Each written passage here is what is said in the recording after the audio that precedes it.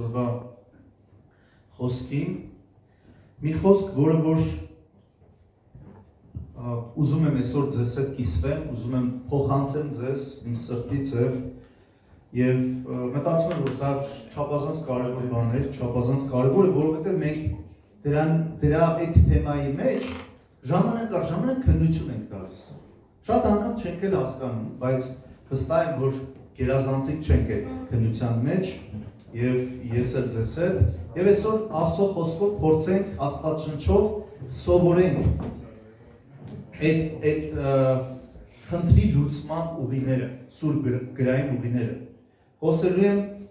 կոնֆլիկտների մասին։ Կոնֆլիկտները քրիստոնյայի կյանքում։ Մենք ունենում ենք կոնֆլիկտներ։ Կոնֆլիկտը ինքը ժամանակակից տերմին է եւ բնական է Աստվածաշնչում մենք չենք հանդիպի կոնֆլիկտ բառը, հենց տերմին է։ Բայց կոնֆլիկտային իրավիճակները, կոնֆլիկտային այդ նույն բովանդակություն եւ իմաստ շատ են հանդիպում Սուրբ գրքում Աստվածաշնչում։ Եվ Աստվածաշունչ չէր կարող չխոսել, չանդրադառնալ այդ կոնֆլիկտներին, հայերեն հակամարտություն։ Ինչ է կոնֆլիկտը, հա? Կոնֆլիկտը դա շահերի, տեսակետների բախումն է, հակասությունն է, տարաձայնությունն է, որոնք որ շատ են ունենում ենք։ Եվ որը բնական է իրականում։ Երբ որ ես նայում եմ ամբողջ մարդկության պատմությունը, համաշխարհային պատմությունը, տեսնում եմ կոնֆլիկտների պատմություն։ Կոնֆլիկտներ մարդկանց միջև, բախումներ մարդկանց միջև, խմբերի միջև, ազգերի միջև, պետությունների միջև, կրոնների միջև, տեսակետներով, տարբեր գաղափարներով լցված մարդկանց միջև եւ այլն։ Կարճ ասած, ամբողջ պատմությունը անսահման լցված է կոնֆլիկտներով։ Բայց ես չեմ նայելու, այսօր չեմ ուզում նայենք պատմության, այլ նայենք մեր կյանքի նույնպես։ Եթե խոսքով անենք իրականում, մեր կյանքը լիքը մենք ունեցել ենք կոնֆլիկտային իրավիճակներ, մենք շատ ենք ունեցել հակասություններ, վեճեր, բախումներ, կռիվներ, եւ նայեք թե եթե ձեզ հետաքրքրում է թե ինչ է ասում Աստվածաշունչը այս կոնֆլիկտային իրավիճակների մասին մեր կյանքում, ինչպես հաղթահարենք, ուրեմն մնացեք մինչև վերջ։ Եվ նշեմ, որ մենք ապրում ենք այս 21-րդ դարը, թերևս ամենակոնֆլիկտային դարաշրջանն է, ժամանակաշրջանն է։ Երբեք մարդկությունը ավելի կոնֆլիկտային չի եղել, քան հիմա այս պահին աշխարհում, որտեղ այս պահին աշխարհի բնակչություն 8 միլիարդ է, դուք պատկերացրեք 8 միլիարդ մարդ, 8 միլիարդ կարծիք, 8 միլիարդ տեսակետներ եւ հակասություններ, գաղափարներ եւ այլն։ Աստվածաշունչը սովորեցնում է կոնֆլիկտների լուծման, կոնֆլիկտներից դուրս գալու ուղիներ, մեթոդիկա։ Եվ այդ մեթոդները կփորձենք ուսումնասիրենք։ Իհարկե, այս թեման շատ մեծ է եւ հնարավոր չէ մեկ այսպես պատգամով ավարտել այս թեման, սա խորը մի հատ ուսուցման կարգով մի մեծ թեմա է, որը որ կփորձենք ամեն դեպքում ժամանակ առ ժամանակ խոսենք, անդրադառնանք, սովորենք, որովհետեւ մենք բոլորս ինձնից սկսած, բոլորով վերջացրած ունենք կարիք կոնֆլիկտային իրավիճակների մեջ ճիշտ դիպ բռնելու, կոնֆլիկտները կառավարելու, կոնֆլիկտները հարգելու, դրանից դուրս գալու առանց վնասվելու, որովհետև երբ որ մենք չգիտենք կոնֆլիկտները կառավարելու, դրանց հարթեցման ուղիները, ճանապարհները հաստատ վնասվելու ենք, հաստատ վնասելու ենք նաև միմյանց։ Հիշում եք, եթե չեմ սխալվում, 4 շաբաթ առաջ ես այստեղից խոսել եմ վիրավորանքների մասին, վիրավորվածության մասին, որ մենք ինչքան մարդիկ լցված են, ժամանակ առ ժամանակ մենք ունենք մեր սրտում վիրավորանքներ եւ այդ պատգամի հենց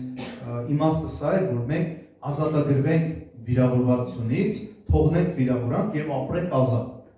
Եվ այս երկու թեմաները իրականում շատ կապված են իրար հետ, որովհետեւ ավելի ճիշտ հենց վիրավորանքը հետևանքն է կոնֆլիկտների մեջ հայտնվելու, որովհետև երբ որ մենք կոնֆլիկտների մեջ ենք հայտնվում այդպիսի իրավիճակների մեջ եւ չենք կարող ճիշտ դուրս գալ, ժամանակին դուրս գալ, անվնաս դուրս գալ, դա հիմնական պատճառը, որ ունենում է հետևանք եւ այդ հետևանքներից մեկը հենց վիրավորվածությունն է, վիրավորանքն է։ Եթե մենք տիրապետեինք կոնֆլիկտաբանության, կոնֆլիկտների լուծման, սուր գրային գոնե որոշ ուղիներ, մեթոդներ, հաստատ այն վիրավորանքները, վնասները, որոնք մենք ունեցել ենք մարդկանց հետ փոխհարաբերությունների արդյունքում, մենք շատ անգամ դրանից դուրս կգայինք։ Եվ մի հարց, ձեր կարծիքով քրիստոնյան արդյոք ունի իրավունք հայտնվելու կոնֆլիկտների մեջ։ Հարցս մի քիչ ռետորական է, պատասխան չեմ ակնկալում, բայց մեր մեջ փնտրենք, իրականում իմ կարծիքն է եւ Սուրբ Գիրքը ամբողջությամբ ցույց է տալիս կոնֆլիկտներ ամբողջ Աստվածաշնչում եւ դրանց ճիշտ եւ սխալ ուղիները այդ կոնֆլիկտները հաղթարելու, դրանց դուրս գալու կամ վնասվելու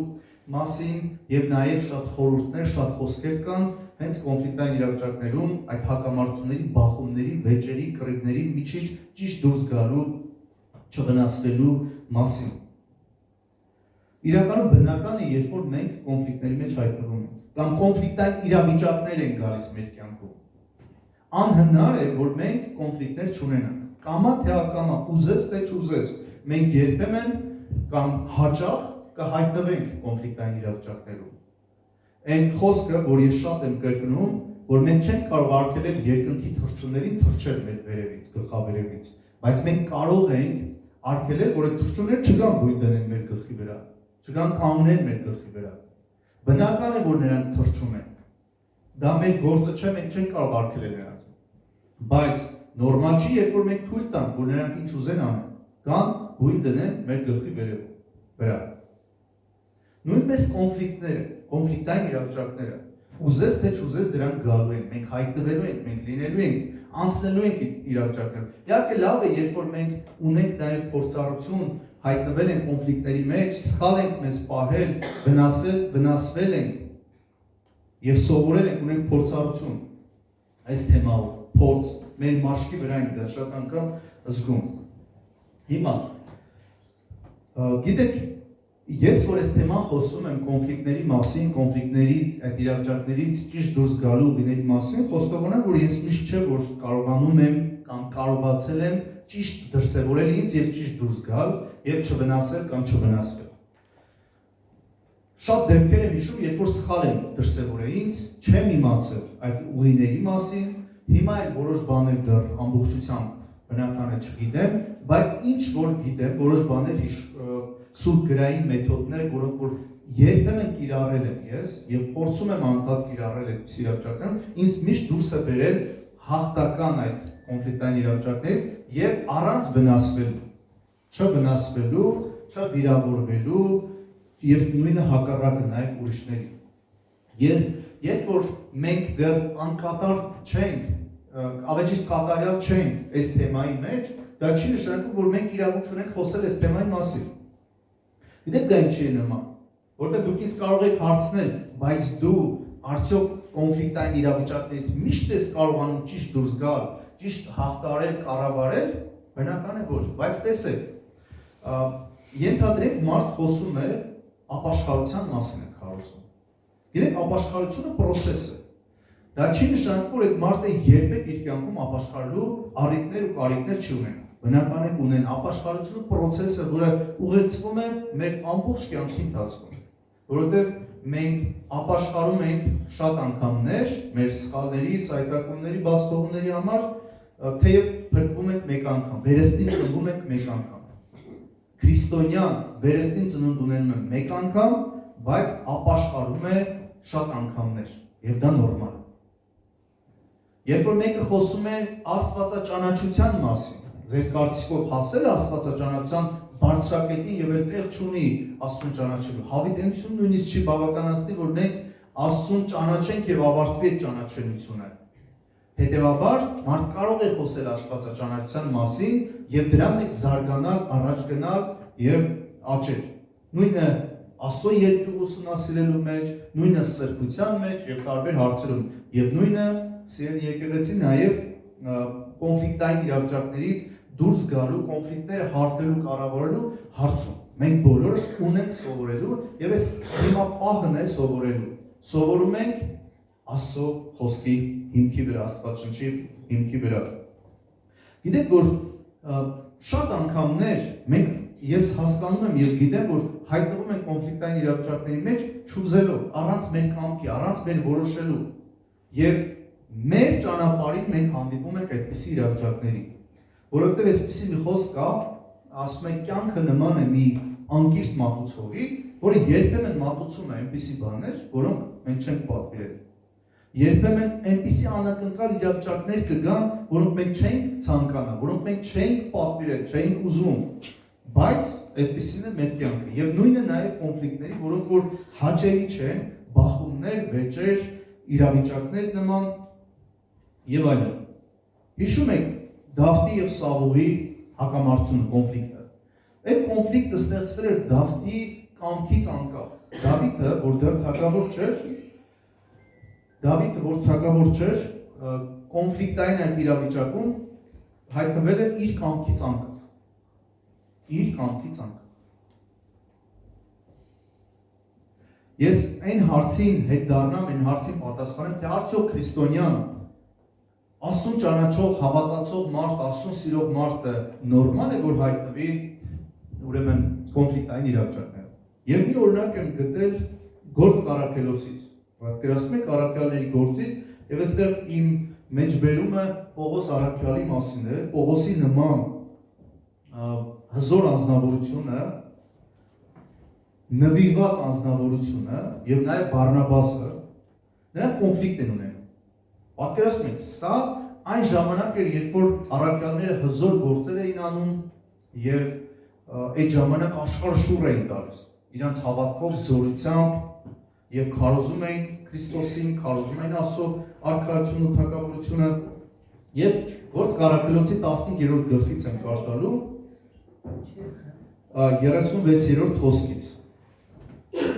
Ուշադրի լսում եք։ Պողոս առաքյալի եւ Բարնաբասի բախումն է։ Այսինքն երբ որ Պողոսի պես եւ Բարնաբասի պես հզոր անձնավորությունները ունենում են կոնֆլիկտային իրավիճակ, ես եւ դու ենք ունենանք։ Մենք նրանցից առավել եւ ուժեղ հաստատ չենք եւ այնքան հաց ու պանիր ունենք ուտելու, ինչեւ որ հասնենք նրանց, եթե հասնենք իհարկե, չենք դժվար, բայց փորձենք։ Կարող է ստացվի։ Գործ Առաքելոց 15 գլուխ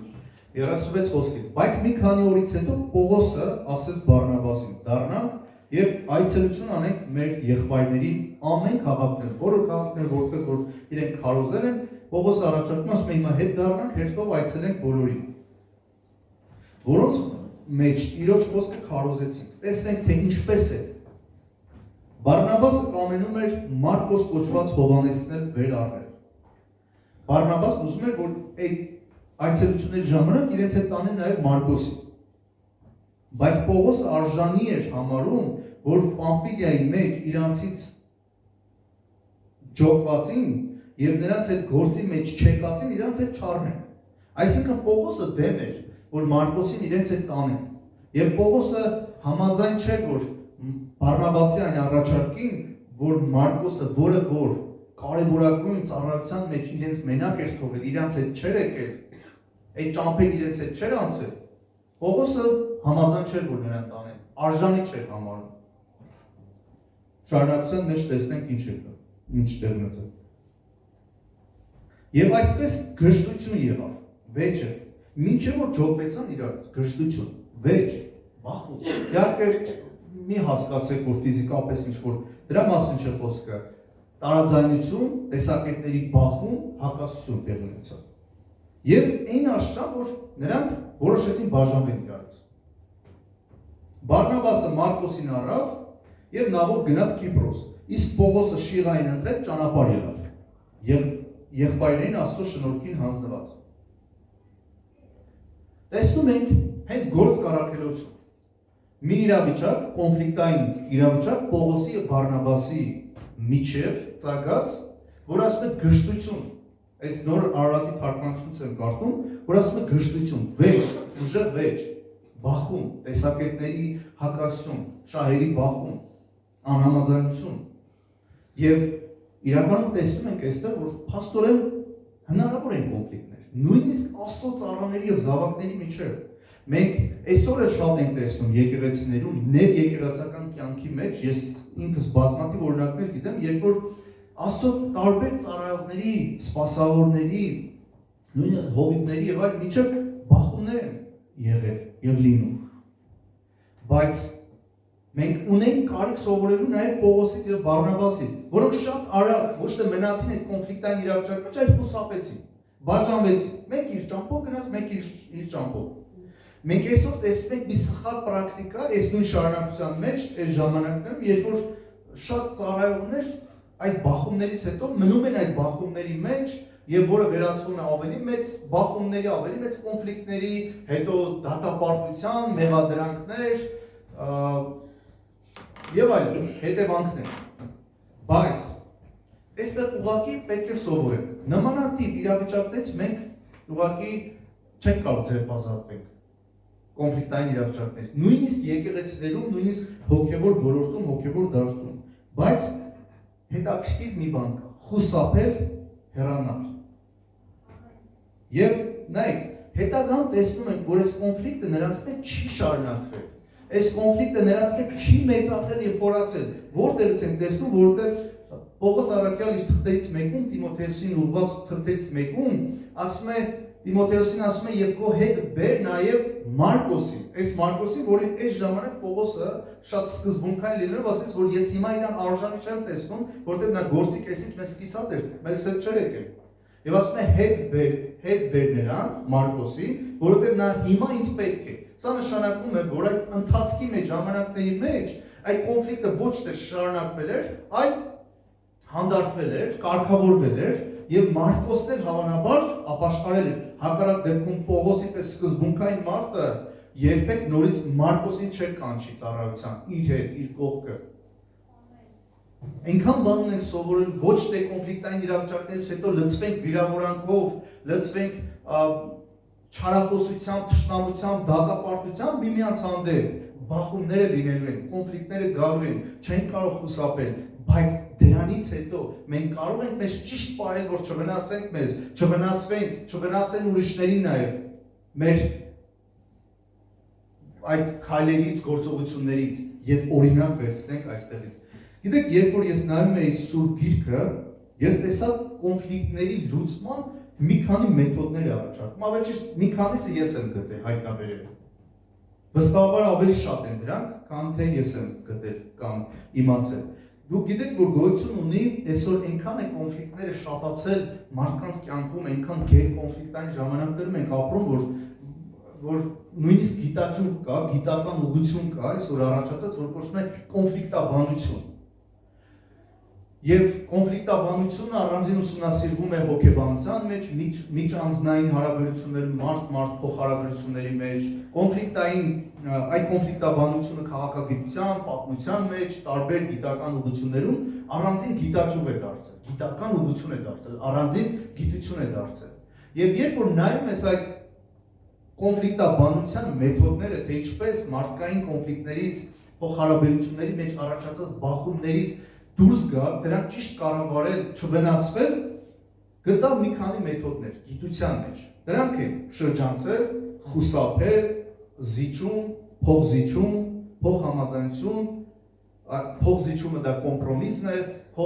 գիտական տերմիններով ասում, փոխհամաձայնությունը կոնսենսուսն է, որոնք շատ է կիրառվում, սրանք եւ այլ ուրիշ շատ ուղիներ, մեթոդներ։ Բայց իմ զարմանքը եւ նաեւ ուրախությունը այնքան մեծ էր, երբ որ ես Սուրբ Գրքում էլ դրանք հայտնաբերեցի։ Ուղղակի Սուրբ Գիրքը չի ասում կոնֆլիկտ բառը, բայց նույն իմաստով է խոսում։ Չի ասում կոմպրոմիս կամ կոնսենսուս, բայց խոսում է փոխզիջման, համաձայնության մասին։ Խոսում է խուսափելու, շրջանցելու մասին։ Միշտ չէ, որ գիտեք, մենք կարող ենք դեռ կոնֆլիկտը չսկսված խուսափել։ Մենք կարող ենք դեռ կոնֆլիկտը չխորացած, որովհետեւ կոնֆլիկտների մեջ հայտնվելու ենք, բայց մեր ձեռքում է գտնվում, անկախ մեր կամքից, կոնֆլիկտների մեջ հայտնվելու ենք, բայց մեր կամքից է, մեր քայլերից եւ որոշումներից է, թե մենք ինչքան կխորանանք դրա մեջ, որովհետեւ ինչքան խորանում ես, դա ավելի ընդլայնվում, մեծանում եւ տարածվում ու ազդեցությունն ու վտանգները, հետևանքները ավելի մեծ են դառնում։ Ես հիշում եմ մի պատմություն, որը տեղի ունեցավ 1912 թվին ապրիլին, ճիշտ էս օրերին, մեկ դարից ավել, դա տիտանիկ նավի հսկա տիտանիկի խորտակումն էր, կործանումն էր, որի արդյունքում մոտ 1500 մարդ խեղդվել է։ Հետաքրքիր է տիտանիկի մասին, ես որ բրոշուր եմ կարդաց, մի գիրք եմ կարդացել, այնքան զարմանալի մի հետաքրքիր հոգևոր դաս այդտեղ։ Տիտանիկը մենակ չէր գնում Ամերիկա, Անգլիայից։ Տիտանիկի հետ ևս երկու մեծ հսկայական նավեր կային, որոնք զիջում էին Տիտանիկին իր չափերով։ Կարպաթիա, Կալիֆոռնիա անունով, հսկայական նավեր եւ ավելի հին նավեր էին, բայց հսկաներ էին։ Գիտեք, երբ որ օվկիանոսի մեջ Տիտանիկ նավը եւ այդ 3 նավերը հանդիպում են այսբերգին դեռ բախումը չեղած, այսբերգ անվանեն կոնֆլիկտ։ Դեռ չեղած այդ հարվածը այսբերգին, սառցաբեկորին կամ սառցասարերին, այդ ինչ է տեղի ունենում։ Գիտեք, որ 3 նավերում էլ տեղեկանում են եւ ազդանշան են ստանում, որ առջևում մեծ սառցաբեկորներ կան։ Կոնֆլիկտ ճակերտների մեջ ասած եւ դու գնում ես քո ընթացքի մեջ։ Մենք էլ շատ անգամ կամ ունենք 3 տարբերակ, կամ ընտրում ենք Տիտանիկի ճամփեն, կամ Կարպաթիայի, կամ Կալիֆոռնիայի։ Իրականում տեսնում ենք Տիտանիկ նավը, երբ որ ստացավ, ինչպես նաև մյուս նավերը այդ ազդանշանը առջևի այդ այսբերգների մասին, այն երկուսը որոշեցին շրջանցել։ Որոշեցին փոխեն իրենք ճամփեն։ Դեռ կոնֆլիկտը չսկսված շրջանցեցին։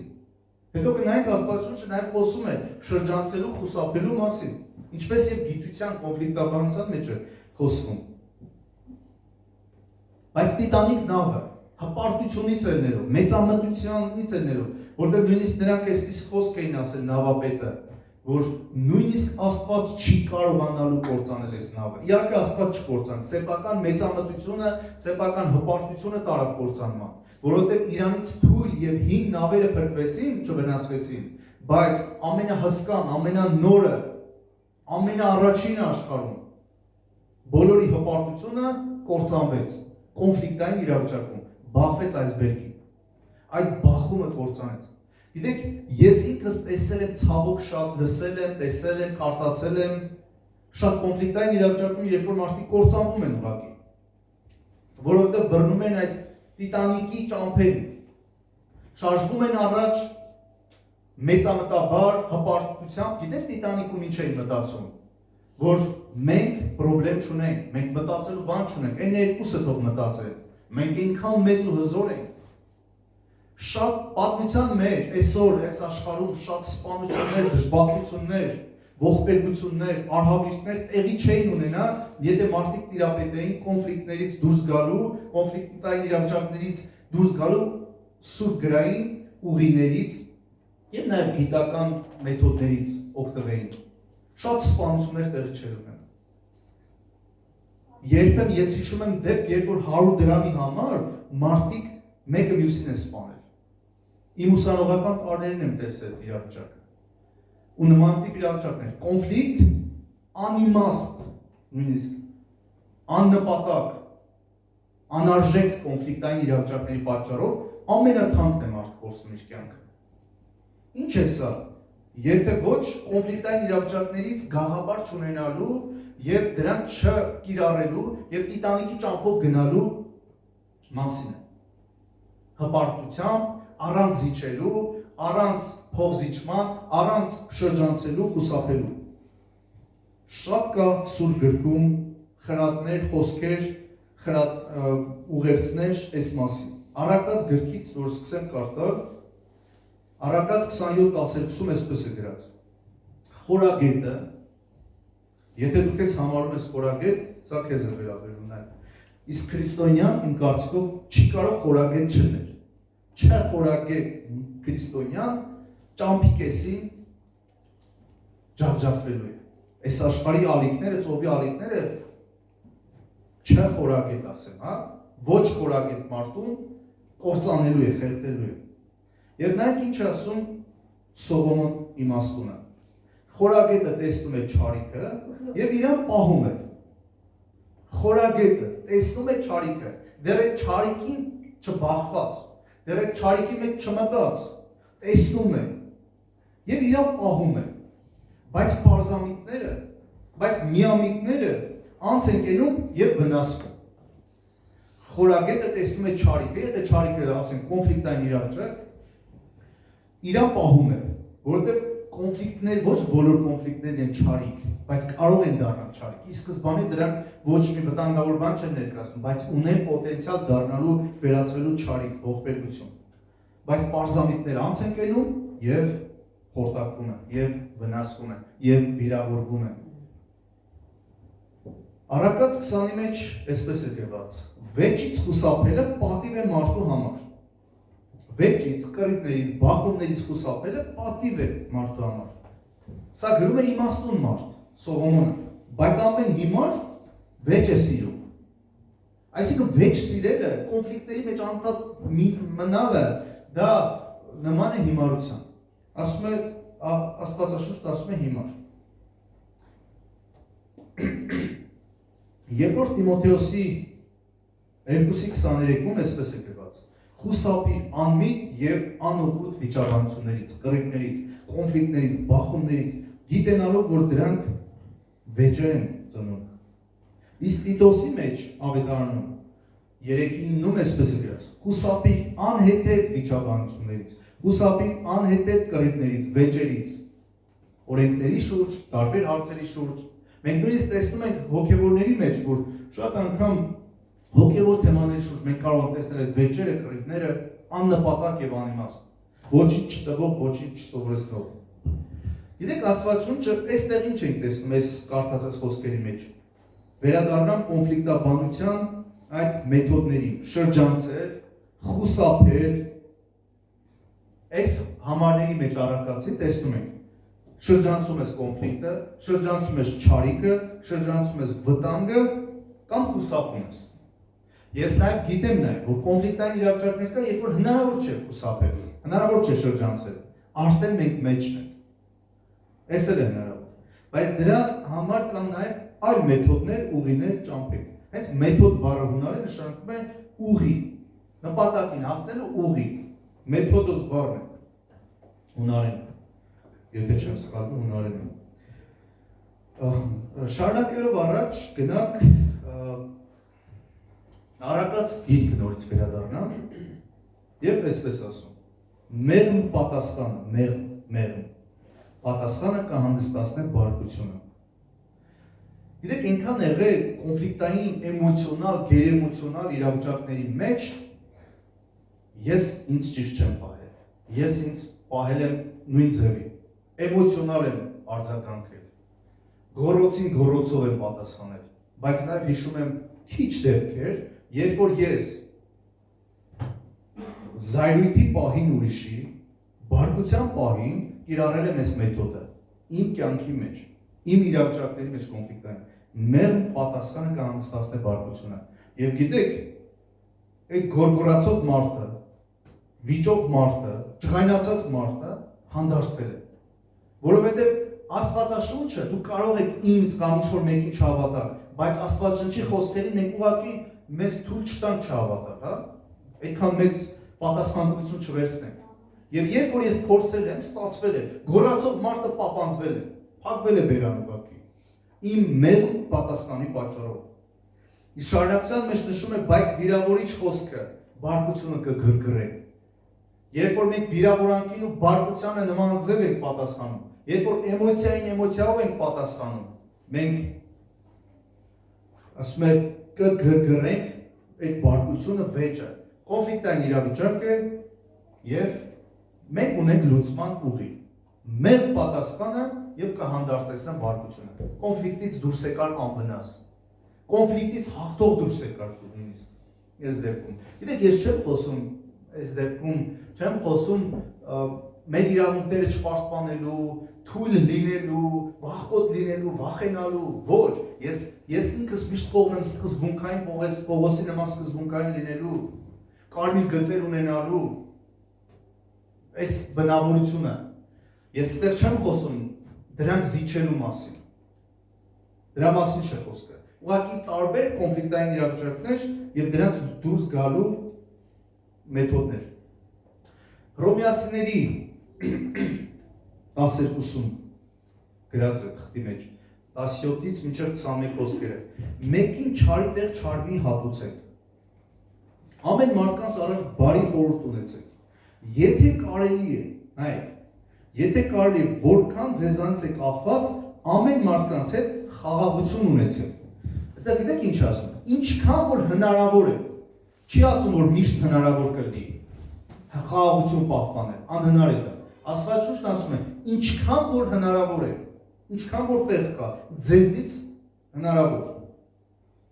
խաղաղություն արեք։ Պահեք մարդկանց հետ խաղաղությունը։ Ձեր անձերի համար վրեժխնդրություն մի արեք։ Գիտեք, երբ որ մենք ենք մեր անձերի համար վրեժխնդիր լինում, Աստված կողքի է քաշվում։ Բայց երբ որ ասում է ձեր անձերի համար վրեժխնդրություն մի արեք, սիրելիներ, այդ բարկության տեղ տվեք, որովհետև գրված է վրեժխնդրությունը իմն է։ Աստված ասում է, քեզ նեղացրել են, քեզ վնասել են, քեզ ցավ են պատճառել, կոնֆլիկտային իրավիճակում ես հայտնվել եւ վնասվել ես։ Ոչինչ։ Հանգիստ։ Վրեժ չլուծես։ Վրեժխնդրությունը թող ինձ։ Վրեժխնդրությունը իմն է։ Երբ որ մենք մեր վրեժխնդրությունը թողնենք, իհարկե դա չի նշանակում, որ մենք պետք է ատենք, վրեժով լցվենք, բնական է դրա մասին չի խոսքը, բայց ամեն անգամ Աստված ասում է, ես եմ վրեժխնդրությունը իմն է, ես եմ պատասխան տվողը։ Ես հատուցումը կտամ, ասում է Տերը։ Ես հատուցումը կտամ։ Ինչի ես ինձնից առաջ անցել, Աստված է ասում, ինձնից առաջ չանցնեք։ Սա այս խոսքերն են։ Արդ շարունակության մեջ ասում է, եթե քո թշնամի սոված է հաց տուր նրան, եթե ծարավ է ջուր տուր նրան, որովհետև այս անելով կրակի կայծեր կժողովես նրա գլխի վրա։ Եվ վերջի խոսքը՝ մի հաղթվիր չարից։ Հաղթվիրը, ես այդտեղ վտառը ուշադիր եղա, այսինքն մի պարտվիր չարից, այլ բարիով հաղթիր չարին։ Այսինքն, երբ որ մենք չարին չարով ենք պատասխանում, սա պարտության ճամփեն է։ Ասում եմ մի հաղթվիր, մի պարտվիր չարից։ Երբ որ մենք չարին չարով ենք փոխհատուցում, դա պարտության ճամփեն է։ Եվ ցույց է տալիս Սուրբ Գիրքը մեզ չարին հաղթելու մի հրաշալի, անվնաս, անվտանգ ճամփա։ Բարիով հաղթիր չարին։ Առակաց 25-ի 21-ում էլ է դույի խոսք ասում, թշնամի սոված է հաց տուր նրան, Սողոմոնի իմաստունը ջուր տուր, եթե ծարավ է։ Գիտեք,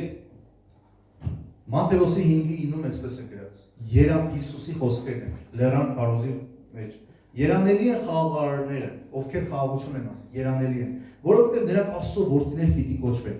Գիտեք, երբ որ մենք, ես եւ դու խուսափում ենք վեճերից, կոնֆլիկտներից, բախումներից,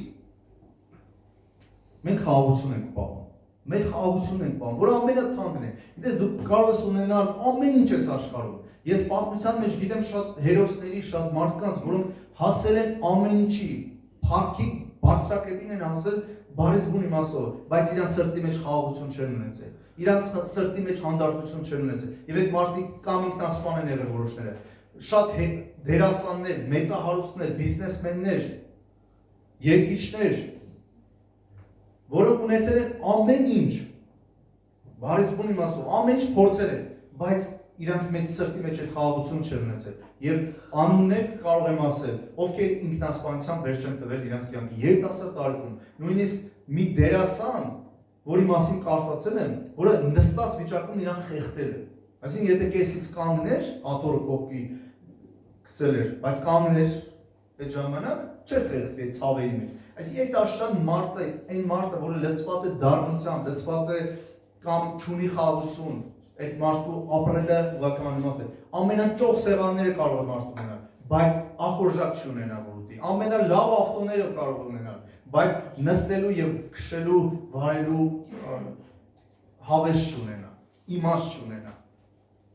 Եվ այստեղ է որ Մատթեոսի ավետարանի մեջ լեռան քարոզի վրա Հիսուսի խոսքերը երանի նրանց ովքեր խաղաղարար են, ովքեր ինչքան որ իրանցից է կախված, ես գիտեմ միշտ չէ որ դա հնարավոր է խաղաղություն է, բայց ինչքան որ մեզնից է կախված, մեր փայը, մեր բաժինը, ուրեմն խաղաղություն արեք,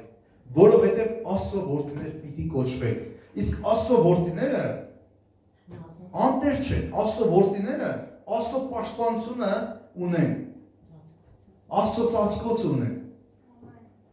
եւ վրեժխնդրություններ ունեն Աստծո։ Գիտեք, ատելությունը չի կարող վերացնել ատելությունը, Մարտին Լյութեր Քինգի խոսքերն են։ Ատելությունը չի կարող վերացնել ատելությունը։ Վրեժը չի կարող արմատախիլ անել վրեժը։ Դա գիտեք ինչի է նման։ Երբ որ դու ջրով ջուրը չորացնես, ջուրը թափվի եւ ասես ջուր բերեք, որ այս տեղը չորացնենք։ Հնարավոր չէ։ Նույնպես ատելությունը չի կարող ատելությունը վերացնել, չարիքը չի կարող չարիքը վերացնել, վրեժը չի կարող վրեժը վերացնել, չարը չի կարող հաղթել, չարով չես կարող չարին հաղթել։ Եվ ստեղ վերևն էր, որ գրված էր Հռոմեացիների խոսքի մեջ, որ մի հաղթվիր չարից, այլ բարիով հաղթիր չարին։ Գիտեք, պատմության մեջ էլ շատ օրինակներ կա, ժամանակ չկա, բայց մի ընդհանրեն անուն ասեմ, Մարտին Լյութեր Քինգի մասին լսած կլինեք։ Սա Մարտին Լյութերը չի։ Մարտին Լյութեր Քինգը ԱՄՆ-ում 20-րդ դարի 60-ական թվերին, երբ որ ինքը պայքարում էր անարդարության դեմ աֆրոամերիկացիների, խտրական վերաբերմունքի դեմ, մի խոսքով։ Եվ գիտեք ինչով էր պայքարում։ Քրիստոնեական խոսքերով։ Չարի տեղ չար մի հատուցիր, բարիով հաղթիր։ Եվ Մարտին Լյութեր Քինգը հաղթեց։ Գիտեք, խոստովանել են շատ մարդիկ, նայում իշխանավորներ, եթե Մարտին Լյութեր Քինգը այդ ժամանակ ուղղակի զենք վերցներ, վարկենական նրանք ոչնչացնեին։ Եթե զենք վերցներ, այդ ժամանակ ԱՄՆ-ի իշխանությունները կարող էին բոլորին ուղղակի ջախջախել։ Այսինքն, չարի դեմ չարով եթե պատասխաներ, կպարտվեր, բայց նա հաղթեց։ Այդ ժամանակ սեգրեգացիայի օրենք կար, որը որ մարդուն ուղղակի աֆրոամերիկացիներին, որոնք ԱՄՆ-ի քաղաքացի էին, ուղղակի անարժեք էին դարձնում, վիրավորում էին, նույնիսկ սպանել էին ու անպատիժ մնացել։ Բայց ինքը ստանձնեց այդ պայքարը սեգրեգացիայի դեմ այդ օրենքը վերացնելու համար ու հաղթեց։ Ինչով հաղթեց, նա իր կողմնակիցներին սովորեցնում էր չարին հաղթեք բարիով, չարին չարով մի պատասխանեք։ Զենքի դեմ նա առանց զենք դուրս եկավ, խաղաղությամբ դուրս եկավ եւ հաղթեց ԱՄՆ-ի պատմության մեջ այդ էջը փակվեց այդ աֆրոամերիկացիների այդ դաժան հալածանքների էջը եւ հետագայում տեսանք, որ նույնիսկ աֆրոամերիկացի նախագահ դարձավ։ Շնորհիվ Մարտին Լյութեր Քինգի այդ պայքարի, այդ օրինակը, հա, ես մեթոդն եմ օրինակ բերում, որ այս մեթոդները հաջողության են հասնում։ Եվ մի պատմություն պատմեմ ու ավարտեմ, այս պատմությունը էլի եմ պատմել հիմա նորից շատ հետաքրքիր է եւ համանուն չէ այս խոսքին, այս պատգամին, այս քարոզին եւ դրանով ավարտենք։ Մի անտառում դա առակ է, այսպես, եւ մի անտառում երկու ծերունիների մասին է, երկու պապիկների մասին է, որոնք որ ապրել են այդ մեծ անտառի մեջ, մեկը մի անկյունում, մյուսը մյուս ծայրին անտառին, եւ օրերից մի օր հանդիպում են, ժամանակ առ ժամանակ հանդիպում են, խոսում են, զրուցում են, երկար դադարից հետո, եւ ամեն ինչից, անտառի կյանքից, իրանց կյանքից, ապրուստից, անցուդարձից եւ այս ծերունիներից մեկը ասում է, վերջում, գիտես, այն մեր կողմերը մի հատ կապիկ կա, որը որ շատ կյանքս կերել է, հանգիստ չի տալիս ինձ։ Ես որ տեղափոխվա այդ կողմերը, այդ կապիկը սկսեց ամեն օր ինձ նեղացնել։ Գիշերները, երբ որ աչքերս փակում էի, նա գալիս խանգարում էր, դրանն էր խփում։ Երբ որ ճաշ էի պատրաստում կրակի վրա, նա ճաշը թափում էր, նա վախեցնում էր ինձ ու անընդհատ ինձ հանգիստ չի տալիս։ Ու ես փորձեցի ամեն մեթոդ նրա հանդեպ սկսեցի թակարդ լարել, հետևից ընկնել, ինչ-որ բաներով հարվածել, խփել, ուզեցի բռնել, ձև չկա։ Այդ կապիկը ինձ հանգիստ չի թողնում։ Ամեն ձևով փորձեցի աչքը վախացնել։ Գիտեք, այս մի ծերունին, մյուս պապիկը ասում է, մեր մոտ էլ մի հատ կապիկ կա։ Բայց ինքը քո ասացի նման չի, ինքը շատ լավն է։ Երբ որ ես փայտ չեմ ունենում, ցախ չեմ ունենում, ինքը գնում հավաքում բերում է։ Երբ որ գիշերները մեկ-մեկ գալիս տանս հսկում է, որ կենթանները, գազանները, մի խոսքով, ես այնքան ապահով եմ նրան, նա դարձել է մի հատ լավ ընկեր, այս անմարտաբնակ անտառի մեջ իմ համար մի հատ լավ ընկեր է դարձել։ Երբ որ կենթանները ինձ վրա են տալիս, նա գալիս պաշտպանում է։ Ամեն ձևով դարձել է մի հատ լավ ընկեր, բայց ասում եմ մի րոպե, ես էլ եմ հիշում, որ սկզբից տարիներ առաջ, երբ որ ես էլ եկա այստեղ, այս անտառ տեղափոխվեցի, այս կողմերը, այդ կապիկը ինքն էլ իմ հանդեպ այդ ձև էր վերաբերվում։ Խանգարում էր, վնաս էր տալիս, ինչպես որ դու պատմեցիր, բայց ասում եմ ես սկսեցի կերակրել կապիկին, ցրտի ժամանակ տուն բերել, ներս բերել, սկսեցի իրան հոգ տանել, ու գիտես փոխվեց։ Եվ հիմա առանց այդ կապիկի դժվար է պատկերացնել այս անտառում ապրելը։ Գիտեք, պարզվում է երկուսն էլ նույն կապիկի մասն են խոսում, նույն կապիկն է, որը որ երկուսին էլ ի սկզբանե վատ էր վերաբերվել, չէ՞։ Երկուսին էլ չարություն էր արել, վատություն էր արել։ Մեկը չարին չարով էր պատասխանել, մեկը վատությանը վատությամբ էր պատասխանել։ Եվ ինչ էր տեղ ունեցել, ավելի էր բորբոքվել։ Ինչ էր տեղ ունեցել, ավելի էր դա ահագնացել ու ավելի մեծ վնաս էր հասցնում։ Տարիներ շարունակ։ Իսկ մեկը չարությանը, թշնամությանը, բարկությանը, ատելությանը լավով էր պատասխանել, չարին բարիով էր պատասխանել։ Եվ Սուրբ Գիրքը ասում է, չարին հաղթելու մի ձև կա, բարիքը, բարիով հաղթելը։ Եվ ես հարց եմ ուղղում, եթե կապիկը կենդանին, բանականությունից զուրկ կենդանին կարող է փոխվել մարդու լավ վերաբերմունքից, մարդու լավ արարքից, այս մեթոդը կիրառելով, Սուրբ գրային այս հզոր մեթոդը կիրառելով, չարին բարիով պատասխանելով, միթե մարդը չի կարող փոխվել։ Ես գիտեմ, որ որոշները կասեն, որ մարդը ավելի ուշ է փոխվում, քան կապիկը մեր վերաբերմունքից։ Նրանք, ովքեր որ կոնֆլիկտների մեջ վնասվել են մարդկանցից, այդպիսի կարծիք կարող են ունենալ, բայց Աստվածաշունչը իրական հզոր միջոց է նման իրավիճակների մեջ հաղթական դուրս գալը, կոնֆլիկտները հաղթական ավարտելը, չարին բարիով պատասխանելը։ Եթե նորից հետ դառնամ եւ այն մեթոդները նշեմ, Աստվածաշունչը եւ կոնֆլիկտաբանությունը նշում է կոնֆլիկտներից խուսափելու որոշ ուղիներ։ Դրանք են շրջանցելը, խուսափելը, զիջումը, փոխզիջումը, փոխհամաձայնությունը, պարզաբանումը եւ այլն։ Գիտեք, սրանք Սուրբ գրային մեթոդներ են։ Սրանք քաղաքագիտության մեջ են։ Բայց ես մի բան ասեմ, Աստվածաշունչը, այս մեթոդները Աստվածաշունչի մեջ ավելի շուտ են գրված եղել, քան որ քաղաքագիտությունը կամ կոնֆլիկտաբանությունը գիտություն է դարձել։ Այսինքն սրա հիմքը կոնֆլիկտային իրավիճակների միջից հաղթական դուրս գալու ի սկզբանե Սուրբ գրային են։ Աստված է մեզ սովորեցրել։ Գիտեք, քրիստոնյաներս պետք է տիրապետենք այս մեթոդներին։ Եթե չտիրապետեցին, մենք ենք վնասվելու եւ մեզ են վնասելու։ Այսքանը